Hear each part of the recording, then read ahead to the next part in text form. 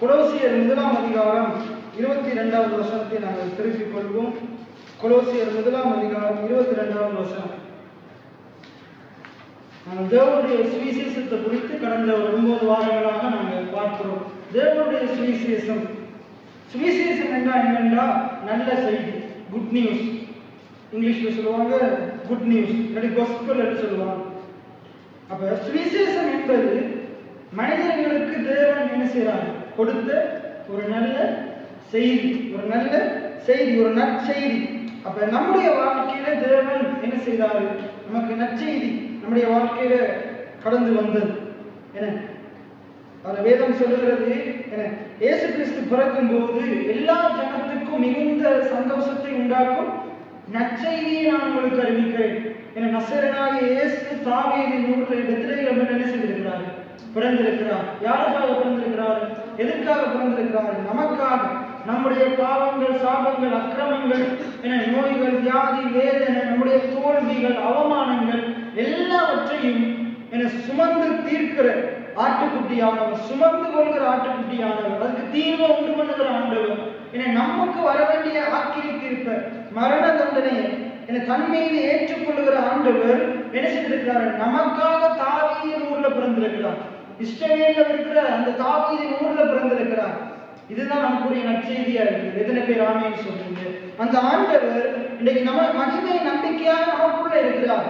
அவர் மறுபடியும் வரப்போகிறார். எத்தனை பேர் ஆமென் சொல்றீங்க? ஆண்டோடைய வருகை ஒரு நல்ல செய்தி. ஆனா இன்னைக்கு ஆண்டோடைய வருகையை பத்தி யாராச்சும் போதிச்சா என்ன வருது, நிறைய ஜனங்களுக்கு என்ன வருது, பயம் வருது.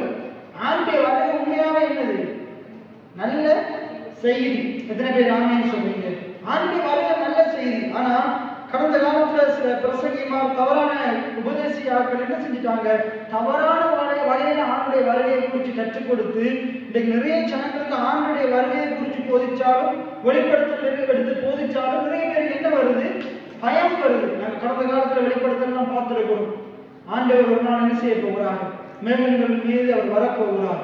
நம்மளை கரமசைத்து அன்பாய் கூப்பிட்டு சேர்க்க போகிறார். எத்தனை பேர் ஆமென் சொல்றீங்க?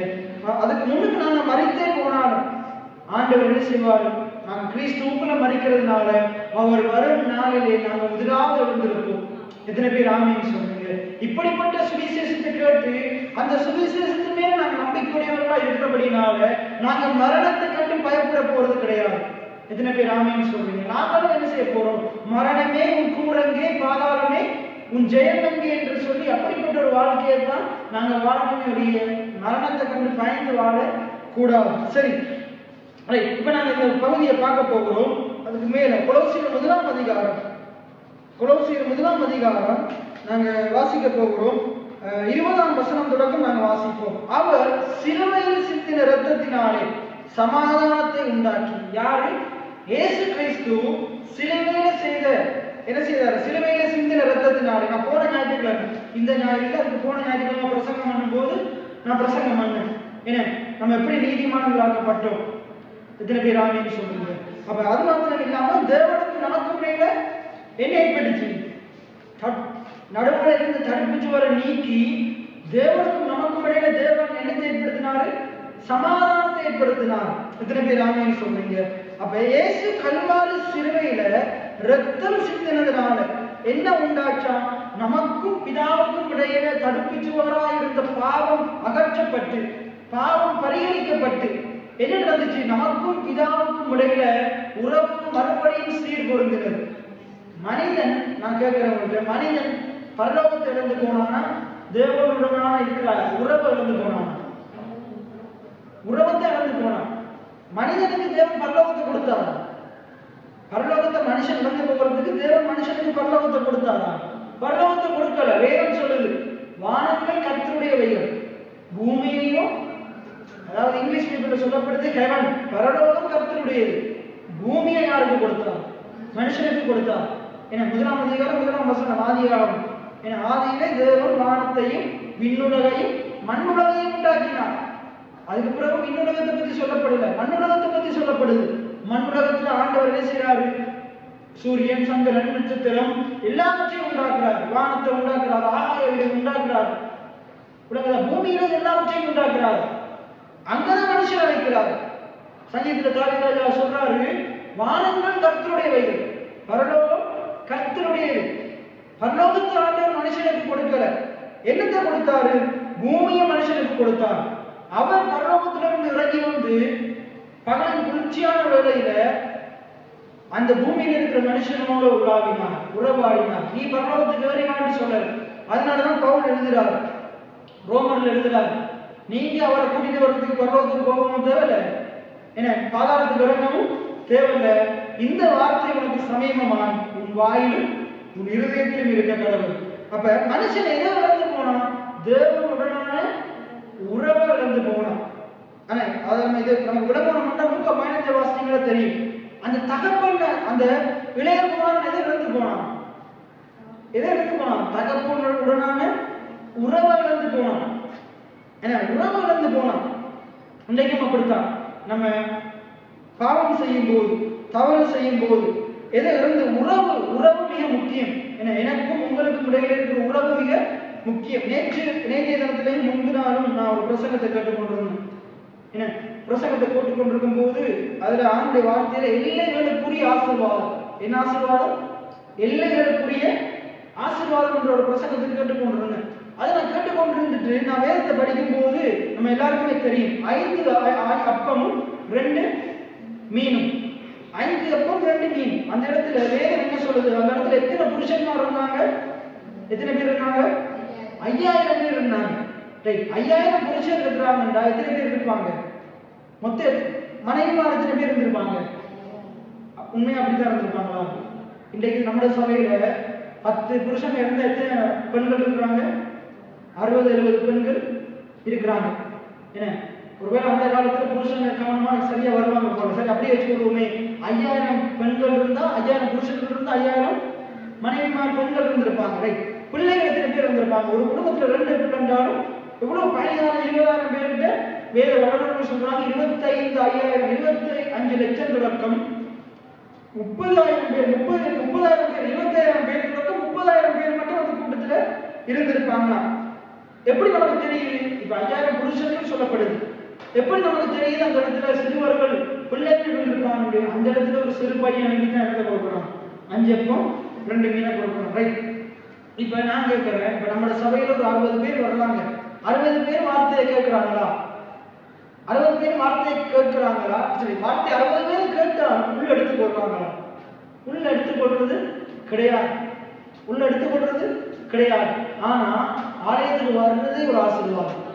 எத்தனை பேர் ஆமான்னு சொல்றீங்க? இந்த இடத்துல நீங்க வர்றீங்க, ஒருவேளை ஒழுங்கா வார்த்தையை கேட்கல, ஆனா நீங்க வர்றீங்க பாருங்க, அதே ஒரு ஆசீர்வாதம்.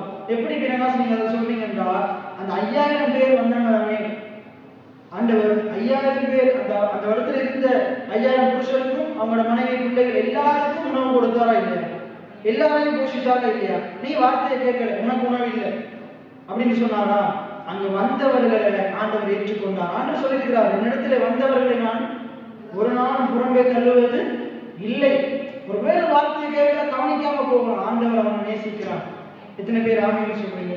என்ன ஒரு ஸ்கூலுக்கு போறீங்க, என்ன சில பேருக்கு படிப்புறதே இல்லை, எத்தனை பேர் படுத்தாலும் 30ஆம் பட்டம், 30 பேருக்கு 30ஆம் பட்டம் தான் வரலாம். ஆனா டீச்சர் அடுத்த முறை தேர்வுக்கு வந்தாங்க அவனுக்கு சேர்த்துதான் படிச்சு கொடுக்குறாங்க. அதே போல அவர்களை கூட நம்முடைய ஆண்டவர் மிக நல்லவரா இருக்கிறார். எத்தனை பேர் ஆமைன்னு சொல்றீங்க? அப்ப எல்லைகளுக்குரிய ஆசீர்வாதம். அப்ப அவங்க பேச ஒண்ணுமே செய்யல, ஆனா அவங்க அந்த சமூகத்துல தேவனுடைய சமூகத்துல வந்து இருக்கிறாங்க. அதே ஒரு ஆசீர்வாதம். இன்னைக்கு நீங்க தேவனுடைய சமூகத்துல வந்து விளங்குதோ விளங்குதோ எனக்கு தெரியல, வந்து நீங்க இருக்கிறதே ஒரு ஆசீர்வாதம். இத்தனை பேர் ஆமைன்னு சொல்றீங்க. ரைட், அப்ப தேவனை விட்டு அந்த உறவுல நம்ம என்ன செய்யக்கூடாது? உறவுல பிரிக்கிற கூடாது. இப்ப அந்த இளைய குமாரன் செய்த தவறு என்னது? சொத்தெல்லாம் வாங்கிட்டு போயிட்டான், ஆனா அப்பாவை விட்டு தூரமா போயிட்டான். அந்த மகன் அப்பாவோட கூட இருக்கிறான், சொத்தெல்லாம் இருக்குது, ஆனா அவனுக்கு எங்க அவனுடைய கண்ணோட்டம் எங்க இருக்குது? சொத்து மேல போகல, அப்பாவோட இருக்கிறான். அந்த உறவுல சரியா இருக்கணும். இன்றைக்கு நம்முடைய வாழ்க்கையிலையும் நாங்க ஆண்டவருடன் உறவுல இருந்து என்ன செய்யக்கூடாது? எதுவும் நம்மளை பிரிக்க கூடாது. அதான் பவுல் சொல்றாரு, உபத்திரவமோ என்ன நாசமோசமோ பட்டயமோ என்ன கிறிஸ்துவின் அன்பை விட்டு என்னை பிரிப்பவன் யார்? எதுவுமே நம்மளை என்ன செய்யக்கூடாது? ஆண்டவருடன் உறவுல விட்டு உறவுல என்ன செய்யக்கூடாது? பிரிக்க கூடாது. சரி, அப்ப அங்க சொல்லப்படுது பாருங்க, இயேசு சிலுவையில் சிந்தின இரத்தத்தினாலே, எல்லாம் சொல்லுங்க, இயேசு சிலுவையில் சிந்தின இரத்தத்தினாலே சமாதானத்தை உண்டாக்கி. இயேசு ரத்தம் சிந்தினது என்னதுக்காகவா? நமக்கும் பிதாவுக்கும் இடையில சமாதானம் உண்டாகும்படியாக. எத்தனை பேர் ஆமென் சொல்லுங்க? அவர் சமாதான காரணரா இருக்கிறார். சமாதானத்தை உண்டாக்கி. அங்க பாருங்க, பூலோகத்தில் உள்ளவைகள் பரலோகத்தில் உள்ளவைகள் யாவையும் அவர் மூலமாய் தமக்கு ஒப்புரவாக்கி கொள்ளவும் அவருக்கு பிரியமாயிற்று. யாருக்கு பிரியமாயிற்று? தேவனுக்கு பிரியமாயிற்று. தேவனுக்கு என்ன பிரியமாயிற்றான்? பரலோகத்தில் இருக்கிறதும் பூலோகத்தில் இருக்கிறதும் எப்படியாகும்? ஒப்புரவாகும். எப்படியாகும்? ஒப்புரவாகும். யார் மூலமா ஒப்புரவாகிறது? இயேசு மூலமா ஒப்புரவாகிறது. இன்றைக்கு சுவிசேஷம் என்னண்டா, சுவிசேஷம் யாரை பற்றினது சொன்ன உங்களுக்கு? இயேசு கிறிஸ்துவை பற்றினது. எல்லாமே நமக்கும் பிதாவுக்கும் இடையில சமாதானம் எப்படி நடக்குது? இயேசு மூலமா நடக்குது. அங்க அதுக்கு மேல இந்த வசனம் சொல்லுது பாருங்க, எல்லாம் அவர் மூலமாகவும் அவரை கொண்டும். 16ஆம் வசனம் பாருங்க, ஏனென்றால் அவருக்குள் சகலமும் சிருஷ்டிக்கப்பட்டது. எல்லாம் சிருஷ்டிக்கப்பட்ட எல்லாமே எப்படி சிருஷ்டிக்கப்பட்டதாம்? எல்லாம் இயேசுவுக்குள் சிருஷ்டிக்கப்பட்டது. எத்தனை பேர் ஆமென் சொல்றீங்க? எல்லாம் எதுக்குள்ள சிருஷ்டிக்கப்பட்டது? இயேசுவுக்குள்ள சிருஷ்டிக்கப்பட்டது. தொடர்ந்து அந்த வசனத்தை வாசிங்க. ஏனென்றால் அவருக்குள் சகலமும் சிருஷ்டிக்கப்பட்டது, பரலோகத்தில் உள்ளவைகளும் பூலோகத்தில் உள்ளவைகளும் காணப்படுகிறவைகளும் காணப்படாதவைகளும் ஆகிய சகல வஸ்துக்களும், சிங்காசனங்கள் ஆனாலும் கர்த்தத்துவங்கள் ஆனாலும் துரைத்தனங்கள் ஆனாலும் அதிகாரங்கள் ஆனாலும் சகலமும் அவரை கொண்டும் அவருக்கென்றும் சிருஷ்டிக்கப்பட்டது. எல்லாமே இயேசுவுக்காக, இயேசுவுக்கென்று, இயேசுவினால சிருஷ்டிக்கப்பட்டது. எத்தனை பேர் ஆமென் சொல்றீங்க? அதாவது வார்த்தையினால சிருஷ்டிக்கப்பட்டது, வார்த்தையை கொண்டு சிருஷ்டிக்கப்பட்டது. எத்தனை பேர் ஆமென் சொல்றீங்க? வார்த்தைக்கென்று சிருஷ்டிக்கப்பட்டது. நாமும் எதற்கென்று சிருஷ்டிக்கப்பட்டோம்? நாங்களும் வார்த்தையினால சிருஷ்டிக்கப்பட்டோம், வார்த்தைக்கென்று தான் சிருஷ்டிக்கப்பட்டோம், வார்த்தை மூலமாக சிருஷ்டிக்கப்பட்டோம். எத்தனை பேர் ஆமென் சொல்றீங்க? நாங்க மற்ற காரியங்களை உருவாக்கணும் என்றால் எதனால உருவாக்க முடியும்? வார்த்தையினால தான் உருவாக்க முடியும். எத்தனை பேர் ஆமென் சொல்றீங்க? அடுத்து பாருங்க, அவர் எல்லாவற்றிற்கும் முந்தினவரும் எல்லாம் அவருக்குள் நிலை நிற்கிறது. இயேசு எல்லாவற்றிற்கும் முந்தினவர். எத்தனை பேர் ஆமென் சொல்றீங்க? இயேசு உலக வானம் பூமி உண்டாகிறதுக்கு முன்னுக்கே இருந்தார். அவர் எல்லாவற்றுக்கும் முந்தினவரா இருக்கிறார். எத்தனை பேர் ஆமென் சொல்றீங்க? அதுக்கு அடுத்தது எல்லாம் அவருக்குள் நிலை நிற்கிறது.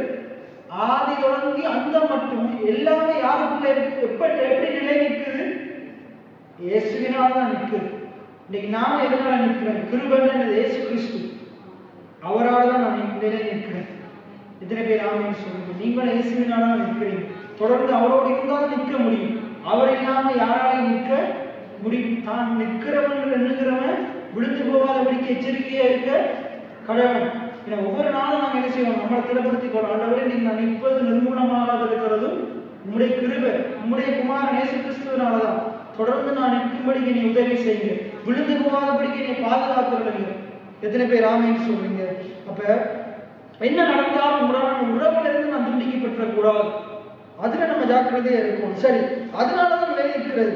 அவரே சபையாகிய சரீரத்துக்கும் தலையானவர் என எல்லாவற்றிற்கும் அவர் முதல்வராய் இருக்கிறார். அவரை ஆதியும் மருத்துவரிலிருந்து எழுந்த முதல்வருமானவர். சகல பரிபூரணமும் அவருக்குள் வாசமா இருக்கிறது. உங்களுடைய வாழ்க்கைக்கு தேவையான எல்லா பரிபூரணமும் நிறைவும் இயேசுக்குள்ள இருக்குது. எத்தனை பேர் ஆமென் சொல்லுகிறேன்? இங்கதான் சொல்லி பாருங்க, இயேசு சிலுவையில் சிந்தின இரத்தத்தினாலே, அவர் சிலுவையில் சிந்தின இரத்தத்தினாலே நமக்கும் பிதாவுக்கும் இடையில இருந்த பாவத்தை, பிரிவினைய எடுத்து போட்டு ஆண்டவர் நமக்கும் பிதாவுக்கும் இடையில சமாதானத்தை உண்டு பண்ணினார். நம்ம மேல வர வேண்டிய ஆக்கினை தீர்ப்பை தம்மீது ஏற்றுக்கொண்டு நம்மள பிதாவோடு ஒப்புரவாக்கினார். நமக்கும் பிதாவுக்கும் இடையில சமாதானத்தை உண்டு பண்ணினார். எத்தனை பேர் ஆமென் சொல்றீங்க? நீங்கள் நான் தேவனிடத்திலே சமாதானம் பெற்றவர்களா இருக்கிறோம். எத்தனை பேர் ஆமென் சொல்றீங்க? நாங்க கிறிஸ்துவுக்குள்ள தேவனுடன் ஒப்புரவாக்கப்பட்டவர்களா இருக்கிறோம். பாருங்க, இது அவருக்கு பிரியமாயிற்று. தேவன் இந்த காரியம் தேவனுக்கு பிரியமாயிற்று. அடுத்தது பாருங்க, முன்னே அந்நியராய் இயேசு ரத்தம் சிந்துறதுக்கு முன்னுக்கு, இயேசு ரத்தம் சிந்துறதுக்கு முன்னுக்கு நம்மை பிதாவோடு ஒப்புரவாக்குறதுக்கு முன்னுக்கு நாங்க எப்படி இருந்தோமா? நானும் நீங்கள் எப்படி இருந்தோமா? அந்நியரா இருந்தோம். பாருங்க, தேவனுடைய சுவிசேஷம் சொல்லுது, என்ன சொல்லுது? நாங்கள் அந்நியரா இருந்தோம். இன்றைக்கு நிறைய பேர் எப்படி இருக்கிறாங்க? அந்நியரா இருக்கிறாங்க. இன்றைக்கு நிறைய சபைக்கு ஒரு ஆட்கள் கூடி எப்படி இருக்கிறாங்க? சபைக்கு மட்டும் அந்நியரா இல்லை. ஏன்னா ஆண்டவருக்கு எப்படி இருக்கு? தேவனுடைய பார்வையில் எப்படி இருக்கிறாங்க? அந்நியரா இருக்கிறாங்க. பேருக்கு விசுவாசி, ஆனா என்னது? அந்நியர். ஏன்னா ஒரு நாள் நானும் அப்படித்தான் இருந்தேன். ஒரு நாள் நானும் அப்படித்தான் இருந்தேன். எப்படி இருந்தேன்? சபைக்கு வந்து சபையில இருந்தாலும் நான் சபைக்கு யாரு? அந்நியர். ரைட். அந்நியராயும் துர்க்கிரியைகளினாலே மனதில் சத்துருக்களாயும், ஏன்னா நாங்க செய்யற அக்கிரமம், துர்க்கிரியைகள், ஆண்டவருக்கு பிரியமில்லாத காரியங்கள், தீய காரியங்கள், இதனால எப்படி இருந்தோமா? நாங்க தேவனுக்கு சத்துருக்களா இருந்தோமா? தேவனுக்கு முதலாவது என்ன சொல்றது? அந்நியரா இருந்தோம். இரண்டாவது எப்படி இருந்தோம்? கவனிக்கிறீங்களா? முதலாவது எப்படி இருந்தோம்? அந்நியரா இருந்தோம். அதுக்கடுத்து எப்படி இருந்தோம்? சந்தோஷம் எப்படி இருந்தோம்? சத்துருக்களா இருந்த உங்களை நம்ம எப்படி இருந்தோமா? அந்நியரா இருந்தோம், சத்துருக்களா இருந்தோம். ஆனா தேவன் என்ன செய்தாரா? இயேசு மூலமாக அப்படிப்பட்ட நம்மளை, என்ன அந்நியரா சத்துருக்களா இருந்த நம்மளை ஆண்டவர் என்ன செய்தாரா? பரிசுத்தராகவும். எப்படி மாத்தினாரா? பரிசுத்தராகவும். அடுத்தது குற்றம் அற்றவர்களாகவும். எப்படியா? குற்றம் அற்றவர்களாகவும். அதான் நீதி. நீதி என்ன தெரியுமா? ரைட். இங்கிலீஷ்ல சொல்லுவாங்க ரைட்சஸ்னஸ். என்ன? பிளவர வேண்டிய இடத்துல சரியா போட்டுட்டாராம் தேவன். பிளவர வேண்டிய இடத்துல சரியா போட்டுட்டாராம். நம்ம செஞ்ச பேப்பர் படி பார்த்தா நமக்கு எல்லாமே பிழை. ஆனா ஆண்டவர் என்ன செஞ்சாராம்? பிழையை அவர் ஏற்றுக்கொண்டு நமக்கு சரி போட்டுட்டார். அப்படின்னா குற்றமற்றவராக்கிட்டார். நம்ம பாவிகள், ஆனா பரிசுத்தரா மாத்திட்டார். எப்படி? அவர் அந்த பாவத்தை தம்மையை ஏற்றுக்கொண்டார். 2 Corinthians 5:21 சொல்லுது, அவர் நமக்காக பாவமானார், அவருடைய நீதியை நமக்கு தந்திருக்கிறார்.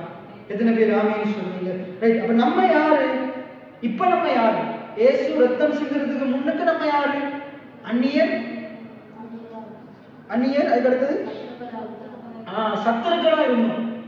நம்ம இயேசு கிறிஸ்து ரத்தம் சிந்துறது, அவர் எனக்காக பாடுபட்டார், எனக்காக அடக்கம் பண்ணப்பட்டார், எனக்காக மரித்தார், எனக்காக அடக்கம் பண்ணப்பட்டார், எனக்காக உயிர் தெழுந்தார். இதை வாயிலால் அறிக்கை செஞ்சு இருதயத்துல விசுவாசிக்கிறதுக்கு முன்னாடி நம்ம எப்படி இருந்தோம்? அந்நியரா இருந்தோம், சத்துருக்களா இருந்தோம். சந்தோஷம் எப்படி இருந்தோம்? அந்நியரா இருந்தோம், சத்துருக்களா இருந்தோம். இதை விசுவாசிக்கும் போது, வாயிலால் அறிக்கை இருதயத்துல விசுவாசிக்கும் போது, அதை ஏற்றுக்கொள்ளும் போது, இது ஆண்டவர் எனக்காக தான் இயேசு செய்து முடித்தாரு என்று ஏற்றுக்கொள்ளும் போது, விசுவாசிக்கும் போது நாங்க எப்படி மாறிட்டோம்? பரிசுத்தரா மாறிட்டோம், குற்றமற்றவரா மாறிட்டோம். பழைய ஏற்பாடு என்ன சொல்லுது? ஆண்டவர் குற்றம் உள்ளவனை குற்றமற்றவரா விட மாட்டார். 3ஆம் 4ஆம் தலைமுறை வரைக்கும் விசாரிக்கிற ஆண்டவரா இருக்கிறார். ஆனா இங்க சொல்லுது, புதிய ஏற்பாடுல சொல்லப்படுது, ஆண்டவர் என்ன செய்தாங்க? தேவன் என்ன செய்தார்? தம்முடைய குமாரன் அனுப்பி குற்றம் உள்ளவனை குமாரனுடைய இரத்தத்தின் மூலமாக, அவருடைய கிரியின் மூலமாக பரிசுத்தராகவும் குற்றமற்றவராக மாற்றார். இதுதான் நமக்கு தேவன் கொடுத்த சுவிசேஷமா இருக்கு.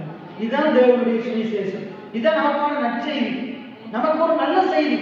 ஏன்னா நமக்கு தகுதி இல்லாத நம்மளை, அந்நியரா சத்துருக்களா தேவனுடைய காரியாட்சிக்கு புறம்பாயிருந்த நம்மளை, பாவம் செய்த நம்மளை ஆண்டவர் மற்ற ஜனங்களை போல கல்லெடுத்து எறியறதுக்கு முற்படாம, நீ போய் பாவம் செய்யாது, உன்னுடைய பாவங்கள் மன்னிக்கப்பட்டது, வேதனை நீங்கி சுகமாயிரு அப்படின்னு சொல்லி ஆண்டவர் நமக்கு என்ன செய்தாரு? நம்முடைய வாழ்க்கையில ஆண்டவர் என்ன செய்தாரு? நம்முடைய பாவங்களை மன்னித்து நமக்கு ஒரு கிருபையா, நம்முடைய பாவங்களை மன்னித்து நமக்கு ஒரு விமோசனத்தை ஏற்படுத்தி இருக்கிறார். எத்தனை பேர் ஆமென் சொல்லுங்க? அப்ப இதுதான் தேவனுடைய சுவிசேஷம். இப்ப நம்மளும் போயிட்டு ஆண்டவர் கையோடைப்பாரு காலோடைப்பான்னு சொல்றதா? நீ இயேசு கிறிஸ்துவை ஏற்றுக்கொண்டு ஆண்டவருடைய பாவங்களை மன்னிக்கிறவரா இருக்கிறார். ஆண்டவர் நீ நேசிக்கிறார். எத்தனை பேர் ஆமென் சொல்லுங்க? உனக்கும் தேவனுக்கும் இடையில ஒரு சமாதானத்தை நம்ம ஏற்படுத்துறோம். நீ தைரியமா ஆலயத்துக்கு வரலாம். ஒருவேளை நீ பாவம் செய்து கொண்டிருக்கிறியா, தவறு செய்கிறியா, தைரியமா ஆலயத்துக்கு வா. ஆலயத்துக்கு தைரியமா வா. ஆண்டவருடைய பிரசன்னத்துல அமர்ந்துரு. நீ அதை கணக்கு இதை கணக்கு அதை மாத்து இதை மாத்துன்னு சொன்னீங்கன்னா, நான் மாத்திட்டு வர்றேன்னு அவன் மாற்ற முடியாம கிடப்பான். உனக்குதான் எதையும் மாற்ற தேவையில்லை. நீ ஆலயத்துக்கு வா, ஆண்டுடைய வார்த்தையை கேளு. எப்படியாச்சும் கொண்டு ஆண்டுடைய பிரசனத்தில் இருக்க விஷயங்களாலே போதும். ஆண்டவர் தொடர்ந்து அவனோட பேச பேச பேச அவன் நம்ம நினைச்சதை விட அவன் மாற வேண்டிய காரியத்தை தானாவே மாற்றிக்கொள்ளும். இன்னும் சொல்ல போனா ஆவியானவர் எல்லாத்தையும் மாற்ற மாத்துறதுக்கு அவனுக்கு உதவி செய்வான். நம்ம மாற்ற போனோம்னா யாரையும் நம்மளை என்னாலே மாற்ற முடியாது. நான் இவரை யோசுவாவை மாற்ற முடியுமா? மாற்ற முடியாது. நான் நேற்று பிரசங்கம் பண்ணி முடிய சித்தப்ப ஒரு சாட்சி சொன்னார். உண்மையா நான் சாட்சி சொல்லியிருக்கணும். நான் சாட்சி சொல்றதுக்கு டைம் இல்லை. வந்த உடனே நான் பிரசங்கத்தை தூங்கினேன், பிரசங்கத்தை முடிச்சுட்டேன். ஆனால் சித்தா எனக்காக சாட்சி சொன்னார், சேர்ச்சில சாட்சி சொன்னார். அப்ப அந்த இடத்துல நான் நாங்க போகும்போது என்னால மாற்ற முடியல, அப்பாவால மாற்ற முடியல, பைபிள் படிச்சு போண்டாரு மாற்றவே முடியல. ஆனா இங்க இருக்கும்போது அவங்க சொன்னாங்க இது சரியில்லை, அது சரியில்லை, அதை மாத்து, இதை மாத்து, இப்படி செய்யாத, அப்படி செய்யாதான்னு சொல்லி கொண்டு இருந்தாங்க. அங்க போனோட சித்தப்பா அப்படியே சொன்னாங்க. அவர் எனக்கு எப்பயுமே இதை விட இதை செய்யன்னு சொல்லவே இல்லை. நான் எப்பயும் கிரிக்கெட் விளையாண்டு கொண்டிருப்பேன், கிரிக்கெட் பார்த்து கொண்டிருப்பேன், இன்னொருத்தர் பிரசங்கத்தை கேட்டு கொண்டிருப்பேன். சித்தப்பா ஒரு நாள் என்னை பார்த்து சொல்லல, இவரோட பிரசங்கத்தை கேட்காதுன்னு சொல்லலை, இவரோட பிரசங்கத்தை கேட்காதுன்னு ஒரு நாளும் சொல்லலை.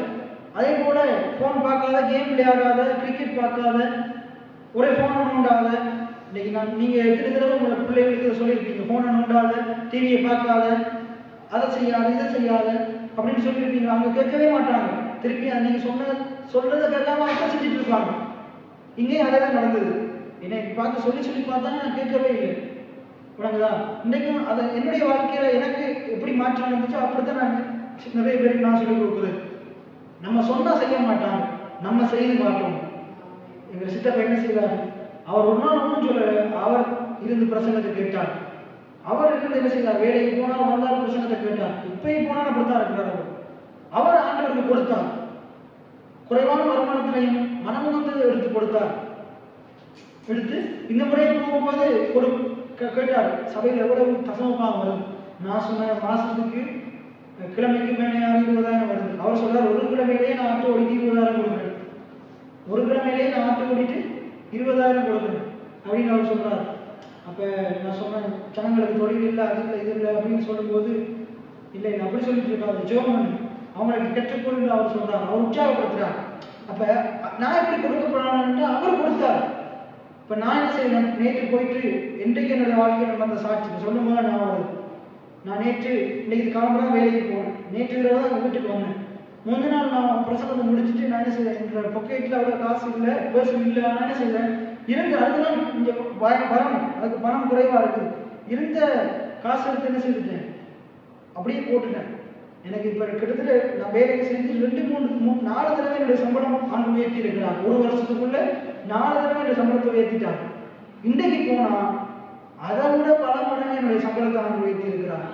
எத்தனை பேர் ஆமான்னு சொல்றீங்க?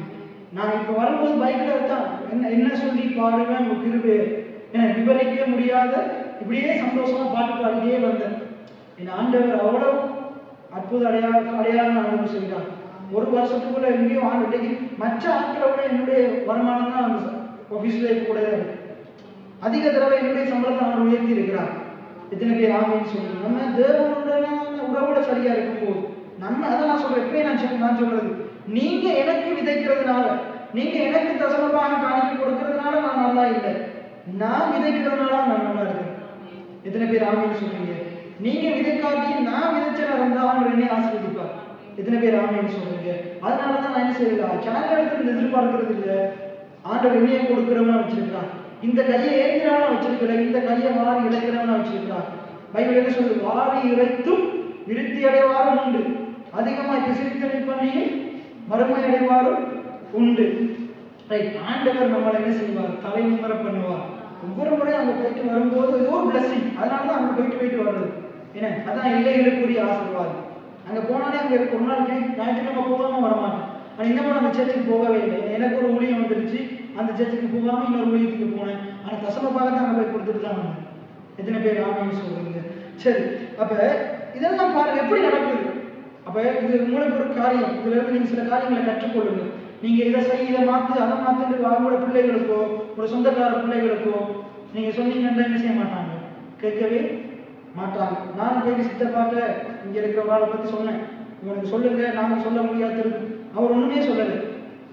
அவன் இப்படி சொல்லாத, நீ ஜெபம் பண்ணு, அவனுக்கு சொல்ல போகாது, கேட்கவே மாட்டான். சொல்ல போகாது, ஜெபம் பண்ணு, கடவுள் மாத்துவார், கடவுள் மாத்துவார். அவர் ஒன்றும் சொல்லலை, அவர் ஒன்றும் சொல்லலை. அதே போலதான் யாரையும் நம்மளால மாற்றவே முதலாவது நம்மளே நம்மளால மாற்ற முடியாது. முடியாது. நீங்க 7 மணி மாற்றி காட்டுங்க பார்ப்போம். இந்தியாவிலேருந்து நான் 2 மணி தான் ஜெபம் பண்ணணும். போயிட்டு ஜெபம் பண்ணி பாருங்க, சரியான கஷ்டமா இருக்கும். பைபிள் எடுத்து நான் 2 மணி தான் இருந்து வாசிக்க போகணும். 7 மணி நீங்க கஷ்டப்பட்டு வாசித்து பாருங்க. ஒரு நாள் 2 நாள் வாசிப்பீங்க. வாசிக்க உங்களால் மாற்ற ஆவியானவரே எனக்கு உதவி செய்யுங்க. எத்தனை பேர் ஆமின்னு சொல்றீங்க? ஏன்னா இப்பயும் இந்த கூட்டம் நடக்குதுன்னா அது ஆவியானவர் தான். எத்தனை பேர் ஆமின்னு சொல்றீங்க? ஏன்னா ஆண்டவர் நடத்துவார். அதே போலதான் நீங்க என்ன செய்யுங்க, உங்களுடைய பிள்ளைகளுக்கும் மற்றவர்களுக்கும் ஆலோசனை சொல்லும் போது முதல்ல ஜெபம் பண்ணுங்க, ஆண்டவரோட உதவியை பெறுங்க. உங்களால் எதையும் யாரையும் மாற்ற முடியாது. அவர்களுக்காக நீங்க என்ன செய்யுங்க, ஜெபம் பண்ணுங்க. மற்றது கூட வாழ்க்கை நம்ம நடக்கிறத பார்த்து அவங்க மாறணும். நம்முடைய நடக்க அவங்களை என்ன செய்யணும், மாற்றணும்.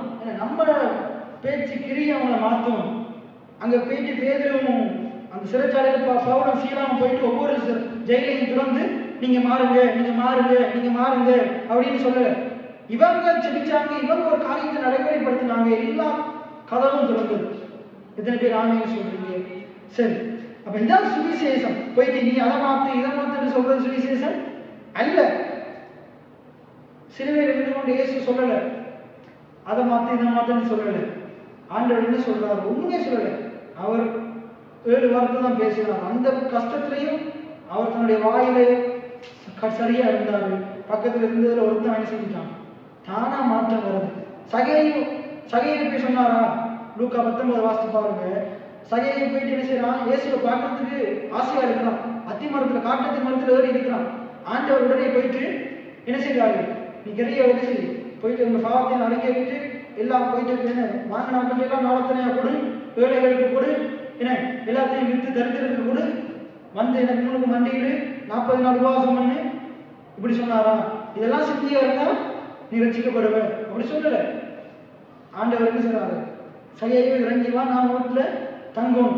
வடிவா நீங்க வாசிச்சு பாருங்க. நான் போனேன், அதுவும் ஹெட்டர்ல தான் வாசிச்சுட்டு இருந்தேன். அந்த பைபிள் வாசிச்சுட்டு இருக்கும்போது சகையோட வீட்டுக்குள்ள கூடி ஆண்டவர் போகல. நீங்க லூக்கா 19 வாசிச்சு பாருங்க. இயேசு சகையோட வீட்டுக்குள்ள போகவே இல்லை. நீங்க எடுத்து பாருங்க, லூக்கா 19 எடுங்க. லூக்கா 19ஆம் அதிகாரம், அது அப்படியே எழுதி கொண்டுடுங்க. லூக்கா 19ஆம் அதிகாரம் 1 தொடக்கம் வாசிங்க.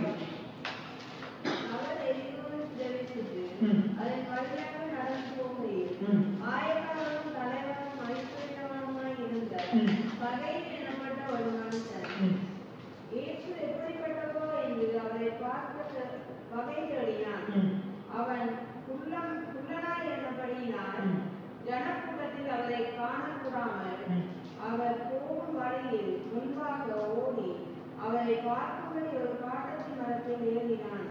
இயேசு அந்த இடத்தில் வந்தபோது அண்ணாந்து பார்த்து அவனை கண்டு, சகையே, நீ சீக்கிரமாய் இறங்கி வா, இன்றைக்கு நான் உன் வீட்டிலே தங்க வேண்டும் என்றார்.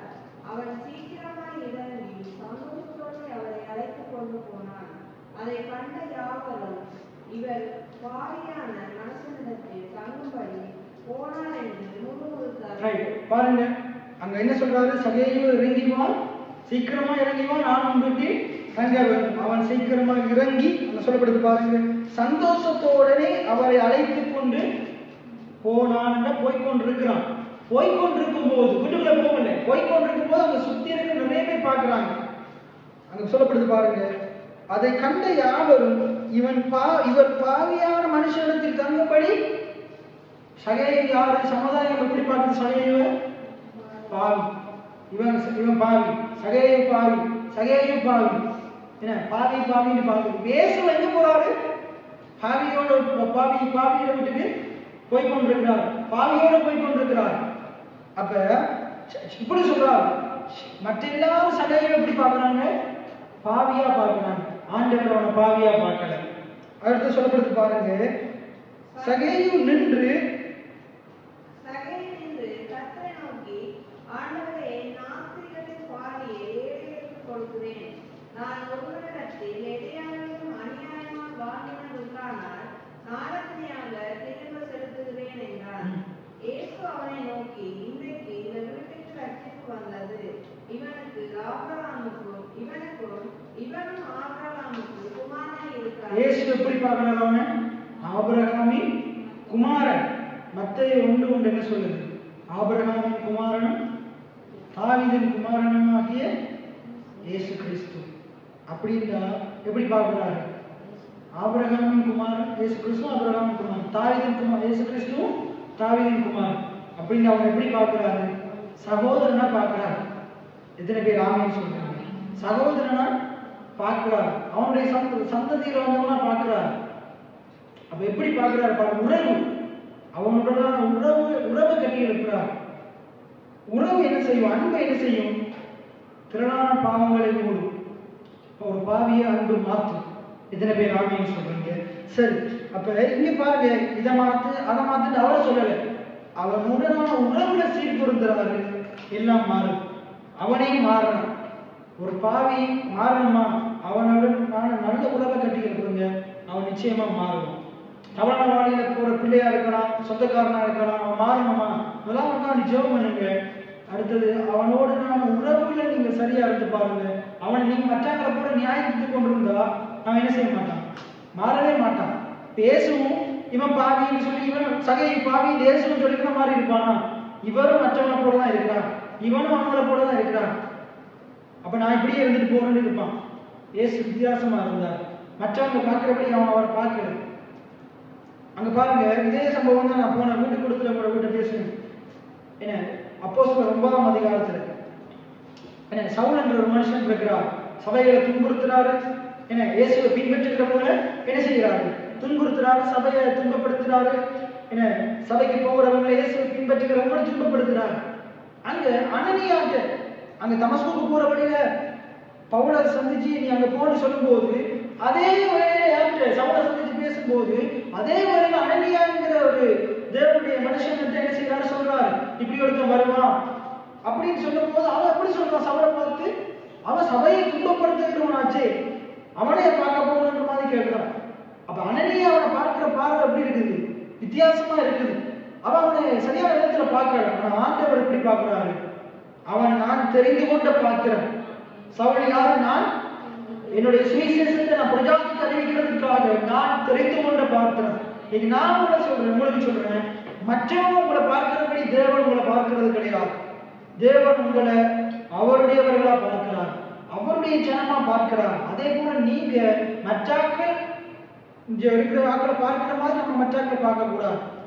எல்லாருமே ஆண்டுடைய ராஜ்யத்துக்குள்ள வரணும் என்று தேவன் விரும்புகிறார். எத்தனை பேர் ஆமென் சொல்றீங்க? நீங்க என்ன செய்யணும்?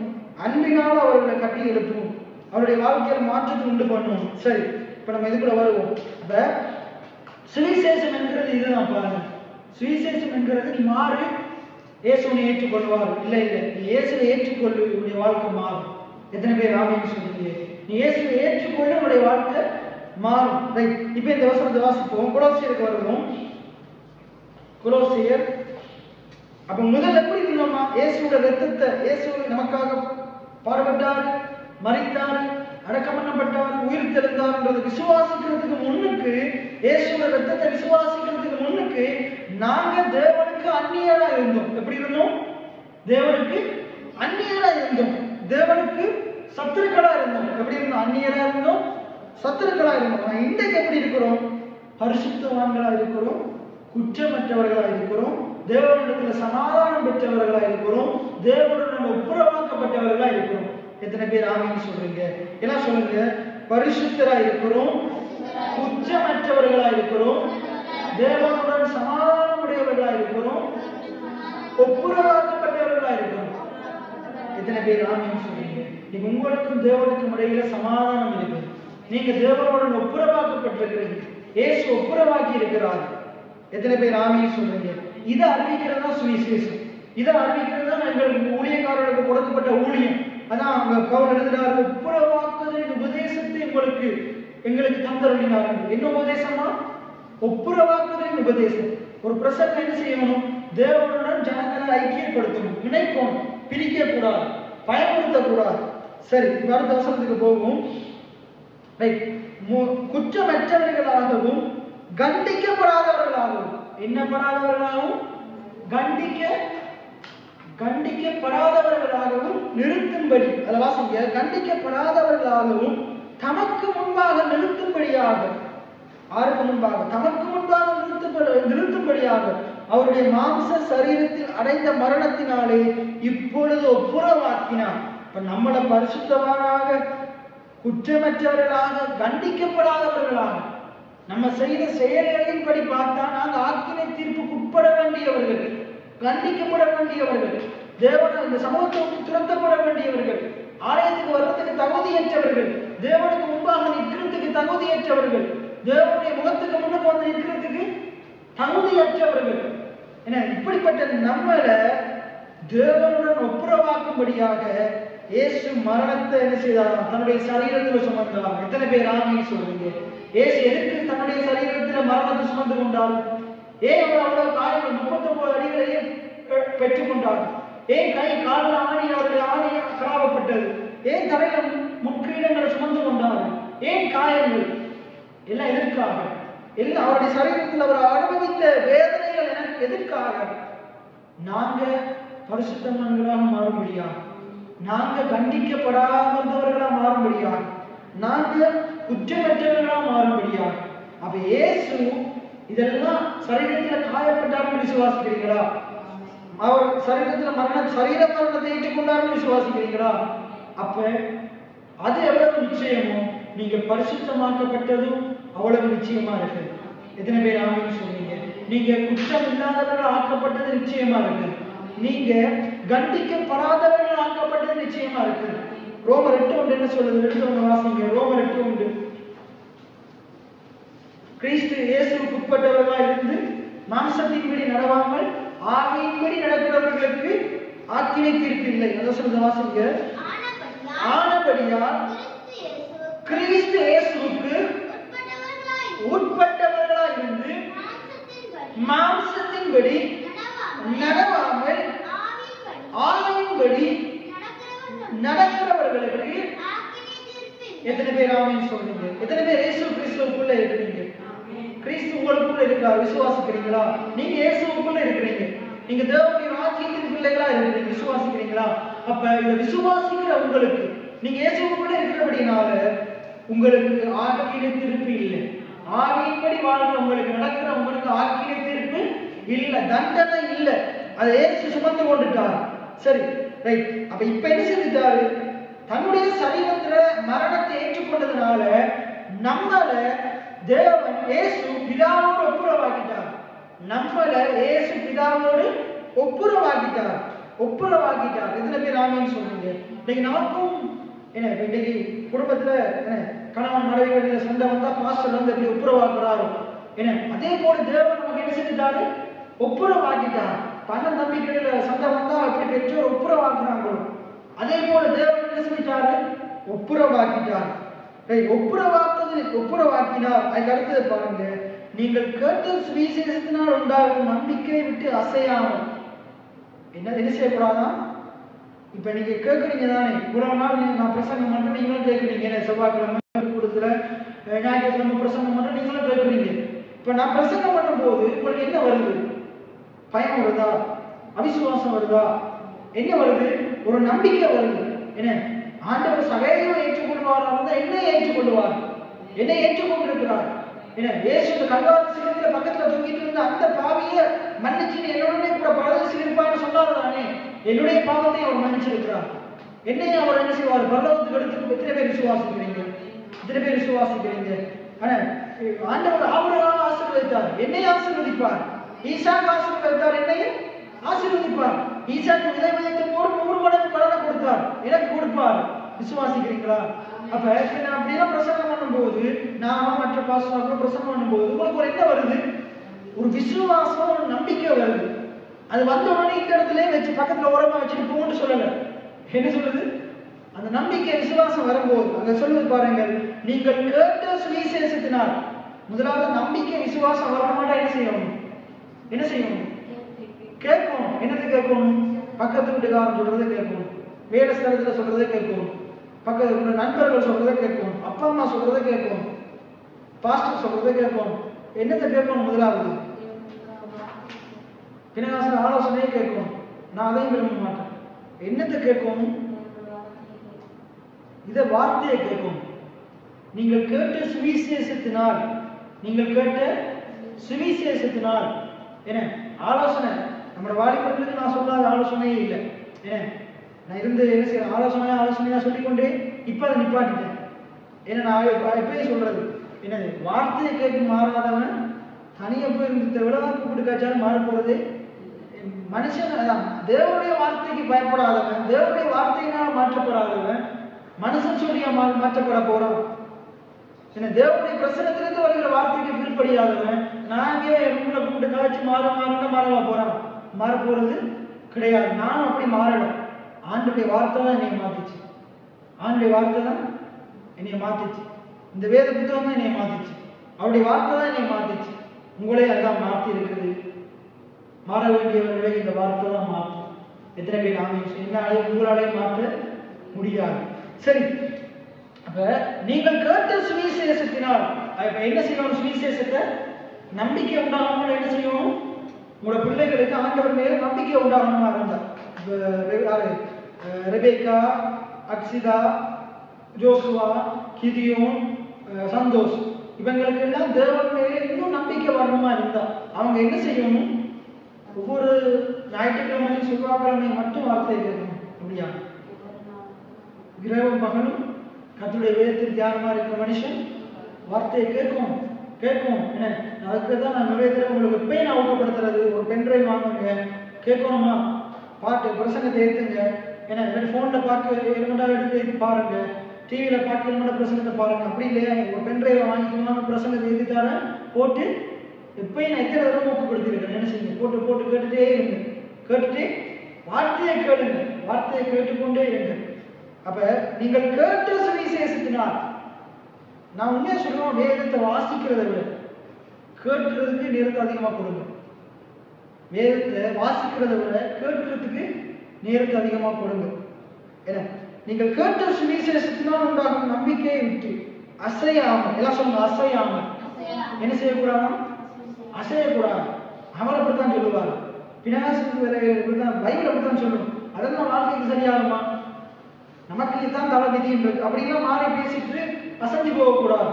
என்ன வலப்பக்கம் இடப்பக்கம் சாய கூடாது. நீங்கள் கேட்டு சுவிசேஷத்தினால் உண்டாகும் நம்பிக்கையை விட்டு நிறைய பேர் இந்த இடத்துல சுவிசேஷத்தை கேட்கிறாங்க, நம்பிக்கை உண்டாகுது, விசுவாசம் உண்டாகுது.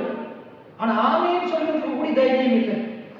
அப்பவே அது ஆமேன்னு சொல்ற அளவுக்கு கூட நம்பிக்கை இல்லை, என்ன விசுவாசம் இல்லை. அதை விட்டு அசையாம என்ன நம்பிக்கை விசுவாசம் வரும்போது என்ன செய்யணும்? விட்டுவிடக்கூடாது. அதை விட்டுறக்கூடாது. நம்பிக்கை விசுவாசத்தை விட்டுற கூடாது. என்ன இது அப்படியே வச்சுக்கொண்டு எபிரேயர் 10ஆம் அதிகாரம் கடைசி 2 வசனத்தை வாசிங்க. எபிரேயர் 10 கடைசி 2 வசனம். எபிரேயர் 10 கடைசி 2 வசனம். எபிரேயர் 10 கடைசி 2 வசனம்.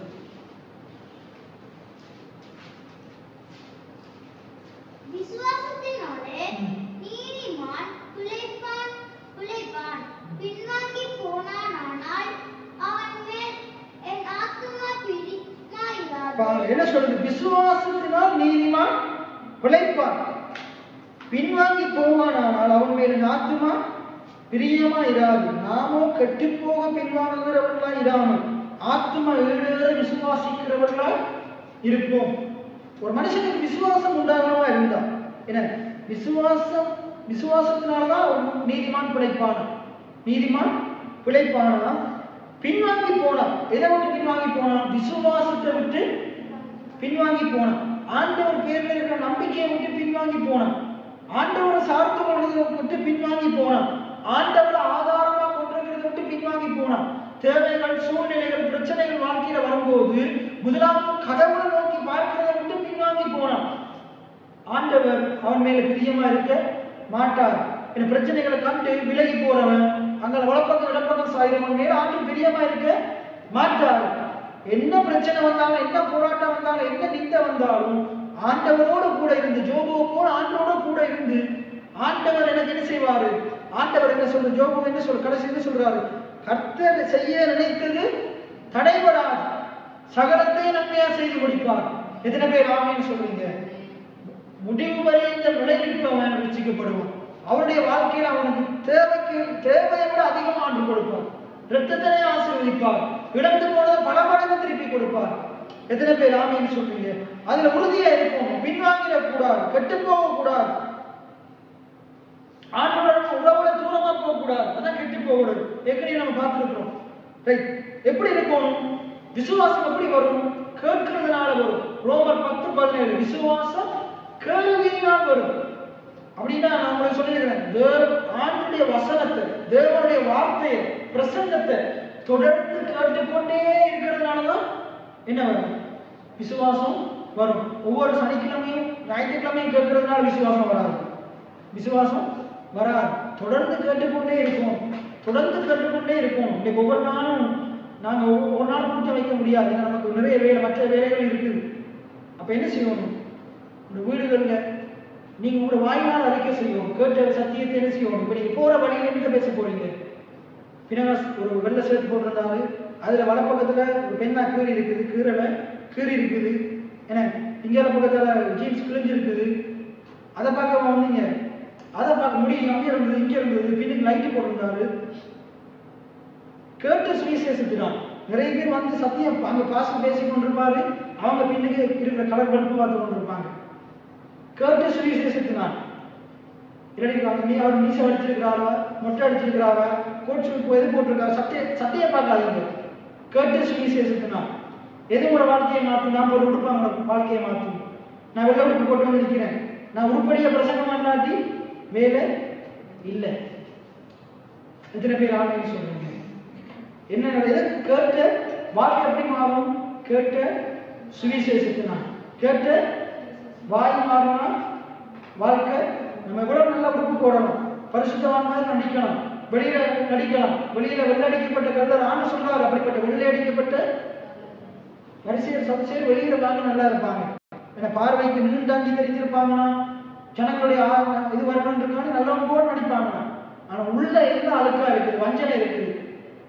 ஏன்னா வெளியில இல்லை, பாத்திரத்துல வெளியில இல்லை, உள்ள சுத்தமா இருக்கும். முதலாவது எத்தனை பேர் ஆணையம் சொல்றீங்க? போயிட்டு தண்ணி எடுத்துட்டு வாங்க சொன்னா பாத்திரத்துல வெளியில கழுவிட்டு உள்ள தண்ணி எடுத்துட்டு வந்தா சரி வருமா? உள்ள கழுவ வேண்டியதுங்க. முதலாவது ஆண்டவன் முதலாவது வெளியில மாத்திர, உள்ள மாத்திர மனம் மறுபம். எத்தனை பேர் ஆணையம் சொல்றீங்க? அதை தாங்கள் வார்த்தையினூடாக செய்கிறார். கேட்ட சுவிசேஷத்தினால என்ன செய்யுது? மனம் மறுபம் ஆகுது. முதலாவது உள்ள சுத்திகரிக்கப்படுது. அப்ப உள்ள நம்பிக்கை உண்டாகுது, உள்ள ஒரு நம்பிக்கை உண்டாகும். கேட்ட சுவிசேஷத்தினால் உண்டாகும் நம்பிக்கையை விட்டு என்ன செய்யக்கூடாது? அசையக்கூடாது, அசையக்கூடாது. ஸ்திரமா இருக்கும், உறுதியா இருக்கும், விசுவாசத்துல நிலைத்திருக்கும். நிலைத்திருந்தா அப்படியே ஆகும். நான் உங்களுக்கு சொல்றேன், இவ்வளவு இத்தனை வருஷமா நான் பிரசங்கம் பண்றேன், நீங்க கேட்குறீங்க. ஒருவேளை இன்னும் சில காரியங்கள் நடைபெறாமல் இருக்கலாம், இன்னும் சில காரியங்கள் உங்களோட வாழ்க்கையில் நடைபெறாமல் இருக்கலாம், தாமதமாகி கொண்டிருக்கலாம். ஏன்னா இன்னும் நான் எனக்கும் சில காரியங்கள் நடைபெற வேண்டி இருக்குது. உதாரணமா இந்த ரம்செட் காரியங்கள் நான் நிறைய 3-4 வருஷமா ஜெபம் பண்ணி கொண்டிருக்கேன். எனக்கு ஒரு பேட் ஒன்று வாங்கணும். இந்த முறை எங்கள் சித்தப்பா சேர்த்துக்கு அப்புறம் அவங்களோட சேர்த்து ஆரம்பிக்கப்பட்டு 2 வருஷம் தான். அவங்களோட சேர்ச்சில் பெரிய ஒரு பேட் இருக்குது. அங்கே சேர்ச்சி அழகா இருக்குது, அந்த சேர்ச்சுக்கு நம்மளோட அழகா இருக்குது. இப்பதான் ஆரம்பிக்கப்பட்டு 2 வருஷம். ஆனா இன்னும் நமக்கு இல்லை, எத்தனையோ வருஷம், நம்ம 20-25 வருஷமா இல்லை, ஆனா அங்கே இருக்குது. நான் சொன்னேன், ஆண்டு எங்களுக்கு தருவார், அதை காட்டிலும் சிறந்ததை தருவார். என்ன இப்ப பார்த்தோம் சொந்தத்துக்கு போயிடக்கூடாது, என்ன அவங்களே கொடுத்துட்டீங்க எங்களுக்கு தரல, இப்படி திப்பிக்க கூடாது. நான் உடனே சொன்ன ஆண்டுகளுக்கும் ஆண்டு நன்மையானது தருவார், அவர் ஆயத்தப்படுத்தி வச்சிருக்கிறார், ஏற்ற வேலையில தருவார். சிலது தாமதமாக இருந்தால் அது பெஸ்டா தர போகிறார். இப்பயும் நான் சொல்றேன், சில தாமதமாக நம்ம எதிர்பார்த்ததை விட ஆண்டவர் சிறந்தது. எத்தனை பேர் ஆமைன்னு சொல்றீங்க? உங்களுக்கு சில காரியம் தாமதமாகுதா? ஆண்டவர் சிறந்ததை வைத்திருக்கிறாரு, அதை தருவார். அமைதியா காத்திருங்க, பொறுமையா காத்திருங்க, பொறுமையா காத்திருங்க. ஆண்டவர் சிறந்ததை தருவார். உறுதியா இருங்க, ஆண்டவர் தருவார்ன்றதுல உறுதியா இருங்க, நிச்சயமா இருங்க. ஏன்னா ஸ்திரமாய் உறுதியாய் விசுவாசத்திலே நிலைத்திருப்பீர்களானால் அப்படி ஆகும். என்ன சொல்லுங்க? அப்படி ஆகும், அப்படியே ஆகும். எப்படி ஆகும்? விசுவாசிக்கிறபடி உனக்கு ஆகும். கடவுள் என்னத்தை விசுவாசிக்கிறேன்? ஆண்டவர் எனக்கு சொன்னவைகளை நிச்சயமா நிறைவேற்றி முடிப்பார். ஆண்டவர் தன்னுடைய வார்த்தையினால சொன்னதை அவருடைய கரத்தினால செய்து முடிப்பார். அவருடைய வலது கரம் எனக்கு பராக்கிரமம் செய்யும். எத்தனை பேர் ஆமேன்னு சொல்றீங்க? ஆண்டவர் எனக்கு செய்வார், நிச்சயமா செய்வார். எத்தனை பேர் ஆமேன்னு சொல்றீங்க? அவர் சொல்லி செய்யாதிருக்கிறவர் அல்ல, வசனத்தை நிறைவேற்றாதிருக்கிறவர் அல்ல. எத்தனை பேர் ஆமீன் சொல்றீங்க? இன்றைக்கு கேட்குறீங்களா? ஆண்டவர் செய்வார்னு கேட்குறீங்க தானே? செய்வார்னு நம்புங்க, ஆண்டவர் நிச்சயமா செய்வார். விசுவாசித்தா தேவனுடைய மகிமையை காண்பீங்க. இந்த வசனத்தை பேசிக்கொண்டு இருக்கலாம் பாருங்க. எல்லாம் சேர்ந்து வசனத்திற்கு வாசிப்போம். நீங்கள் கேட்ட சுவிசேஷத்தினால், எல்லாம் சொல்லுங்க, நான் கேட்ட சுவிசேஷத்தினால் உண்டாகும் நம்பிக்கையை விட்டு அசையாமல் ஸ்திரமாக உறுதியாக விசுவாசத்திலே நிலைத்திருந்தால், நான் விசுவாசிக்கிறபடி சுவிசேஷம் சொல்லுகிறபடி எனக்கு ஆகும், எனக்கு ஆகும். எத்தனை பேர் ஆகும்னு சொல்றீங்க? இந்த சுவிசேஷம் என்ன சொல்லுதோ நீங்க அதை விசுவாசிச்சீங்கன்னா அது அப்படியே உங்களுக்கு ஆகும். மழை பெயர்ந்து போகும் விசுவாசிச்சீங்கன்னா மழை பெயர்ந்து போகும். உங்களோட பிரச்சனை பெயர்ந்து போகும்னு விசுவாசிச்சா பிரச்சனை பெயர்ந்து போகும். இன்று கண்ட எகிப்தியரை நீ காண்பதில்லை. இஸ்ரவேலர்கள் விசுவாசிச்சாங்க. இன்றைக்கு எகிப்தியர் ஒருத்தன் இல்லவே இல்லை, ரோமர்கள் இல்லவே இல்லை, என்ன ஹிட்லர் ஒருத்தன் இல்லவே இல்லை. ஹிட்லர் என்ன சொன்னான்? யூத ஜனங்கள் இருக்கவே மாட்டாங்க. யூத ஜனங்கள் இன்றைக்கு இருக்கிறாங்க. இன்றைக்கு அவங்களை அழிக்கிறதுக்கு கும்பல் வருது. ஆனா அவங்களை அழிக்க வயதுனாக்க ஒருத்தருமே இல்லை. எத்தனை பேர் ஆமீன் சொல்றீங்க? கிறிஸ்தவம் என்று ஒரு மத உலகத்தில் இருக்கவே இருக்காது. இன்றைக்கு உலகத்திலே அதிகமான கிறிஸ்தவர்கள் இருக்கிறாங்க. நாங்க இருக்கிறோம். அழிப்பேன், அழிச்சிடும், அழிஞ்சிடும், இல்லாம போயிடும், நான் அழிச்சிடும் என்று சொன்னவங்க இல்ல. இந்த சபை இந்த ஸ்பீக்கர் போறாங்க என்ன சொன்னவங்க எல்லாம் இன்னைக்கு இல்ல. இன்னைக்கு ஸ்பீக்கர் அவங்க சொன்னதை காட்டிலும் 3 இருக்குது. எத்தனை பேர் ஆமீன் சொல்றீங்க? இன்னும் அதிகமாகும். எத்தனை பேர் ஆமீன் சொல்றீங்க? இன்னைக்கு நிறைய பேர் உங்க சபைக்குள்ள இருக்க கொண்டு சில பேர் சொல்றாங்க, இந்த சபை இருக்காது, இந்த ஊழி அவ்வளவுதான், பாஸ்டர் அவ்வளவுதான், என்ன என்ன பாஸ்டர் குடும்பம் ஜோக்கியமா இப்படி எல்லாம் கதைக்கிறாங்க. நான் சொல்றேன் அவங்க இருக்க மாட்டாங்க. ஆண்டவர் எங்களை எழுந்து நிமிர்ந்து நிற்க பண்ணுவார். எத்தனை பேர் ஆமீன் சொல்றீங்க? ஆண்டவர் எங்களோடு கூட இருக்கிறார், இந்த ஊழியத்தோடு கூட இருக்கிறார். எத்தனை பேர் ஆமீன் சொல்றீங்க? நாங்க அப்படிப்பட்ட கதைக்கிறார்கள் ஜெபம் பண்றோம். ஆண்டவரே அவங்கள மாற்றுங்க. அவங்க உண்மை என்ன செய்வோம்? இப்படிப்பட்ட நெருக்கங்கள் வரும்போது ஜெபம் பண்ணணும். ஆனா குரல் பேசி கொண்டிருக்கிறாங்க. ஆண்டவர் என்ன சொல்லியிருக்கிறாரு? உனக்கு எதிராக விரும்புகிறவர்கள் பட்சமாய் வருவார்கள். எத்தனை பேர் ஆமீன் சொல்றீங்க? நாங்க என்ன செய்ய போறது? மடிந்து போறது இல்ல. கடைசி இன்னொரு வசனம் பார்ப்போம். எபிரேயர் 6ஆம் அதிகாரம் 11ஆம் வசனம். எபிரேயர் 6ஆம் அதிகாரம் 11ஆம் வசனம். அது நான் அடிக்கடி பேசுற வசனம். அடிக்கடி உங்களுக்கு இந்த இடத்துல நான் பேசின வசனம். நீங்கள் அசதியா இல்லாமல் வாக்குத்தத்தமான ஆசீர்வாதங்களை விசுவாசத்தினாலும் நீடிய பொறுமையினாலும் சுதந்திரித்துக் கொள்ளுகிறவர்களை பின்பற்றுகிறவர்களாய் இருந்து உங்களுக்கு நம்பிக்கையின் பூரண நிச்சயம் உண்டாகும்படி நீங்கள் யாரும் முடிவு வரைக்கும் அப்படியே ஜாக்கிரதையை காண்பிக்க வேண்டும் என்று ஆசையா இருக்கிறோம். நான் உங்களுக்கு அதான் சொல்றேன், முடிவு வரைக்கும் என்ன செய்யுங்க? நம்பிக்கையோடு இருங்க, நிச்சயத்தோடு இருங்க. தேவன் நிச்சயமா செய்வார். எத்தனை பேர் ஆமீன் சொல்றீங்க? ஆண்டவர்களுக்கு வாக்குத்தத்தம் பண்ணின சொன்னதை நீங்க கேட்டதெல்லாம் என்ன செய்யுங்க? ஆண்டுடைய வார்த்தையை கேட்டிருக்கீங்களா? ஆண்டுடைய வாக்குத்தத்தங்களை கேட்டிருக்கிறீங்களா? ஆண்டவர்களுக்கு சொல்லி இருக்கிறாரா? ஆண்டவர்களோட தனிப்பட்ட முறையில் சில காரியங்களை செய்யணும்னு சொல்லி இருக்கிறாரா? நிச்சயமா ஆண்டவர் செய்வார். நிச்சயமா ஆண்டவர் செய்வார். நீங்க கேட்ட ஒரு பிரசங்கம் கூட வீணா வருதா போவார். இந்த இடத்துல நீங்க வந்து நேரத்தை செலவழிச்சு கேட்ட ஒரு பிரசங்கம் கூட வீணா விருதா போவார். ஆனால் ஒவ்வொன்றுக்கும் ஒரு காலத்தை வச்சிருக்கிறாரு. நிச்சயமா காலங்கள் கர்த்தருடைய காலத்துல இருக்குது. ஆண்டவர் ஏற்ற காலத்துல என்ன செய்வார்? நன்மை நம்முடைய வாழ்க்கையில வர்ஷிக்க பண்ணுவார். உங்களுக்கு பதில கொடுப்பார். உங்களுடைய ஜெபங்களுக்கு பதில கொடுப்பார். உங்களுடைய விண்ணப்பங்களுக்கு பதில கொடுப்பார். உங்களுடைய விருப்பங்கள் ஆண்டவர் நிறைவேற்றுவார்.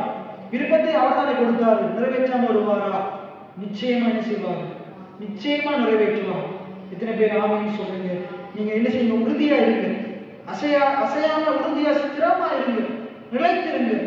கடவுள் காரியங்களை வாய்க்க பண்ணுவார். எத்தனை பேர் ஆமீன் சொல்றீங்க? அப்படியே நாங்கள் அனைவரும் எழுந்து நின்றவர்களாக கேட்ட சுவிசேஷத்தை குறித்து நாங்கள் கேட்டோம். கடந்த ஒரு 10 வாரங்களாக தேவனுடைய சுவிசேஷம் என்கிற தலைப்பில் நாங்கள் கேட்டோம். இந்த கேட்ட சுவிசேஷத்தை விட்டு விலகிட வேண்டாம்னு ஆண்டுடைய வார்த்தை சொல்லுது. எத்தனையோ முறை நாங்கள் கடந்த எத்தனையோ வருஷங்களா நாங்கள் கேட்டுக்கொண்டுதான் இருக்கிறோம். நிறைய சந்தர்ப்பத்தில் நாங்கள் விலகினது உண்டு, நாங்கள் சோர்ந்து போனது உண்டு. ஆண்டுடைய வார்த்தை மேல சில நேரத்தில் நாங்கள் போன உடனே அது சரி வராது, இது நடக்காது, இது எப்படி நடக்கும், என்னுடைய வாழ்க்கையில் எப்படி நடக்கும், நிறைய நேரத்தில் நம்ம இந்த பிரசங்கத்தை விட இந்த கேட்ட இந்த ஆளுடைய வார்த்தையை விட வெளியில போயிட்டு மற்ற மனுஷன் சொன்னதை மண்டையில போடுறது உண்டு, அதை நம்புறது உண்டு. அந்த நேரத்தில் நம்மட மண்டையில வர்ற காரியங்களை நம்ம என்ன செய்யறது, நம்புறது உண்டு. இன்றைக்கு இருக்கிற பிரச்சனையை பார்த்து தேவன் எதிர்காலத்துல செய்ய போகிறது நேரம் சந்தேகப்பட்டது உண்டு. நான் உங்களுக்கு சொல்லும், தேவன் சொன்னதை செய்ய வல்லமையுள்ளவராக இருக்கிறார். வாக்குரைத்தவர் வாக்கு மாறாதவராக இருக்கிறார். ஆண்டவர் நிச்சயமா செய்வார்.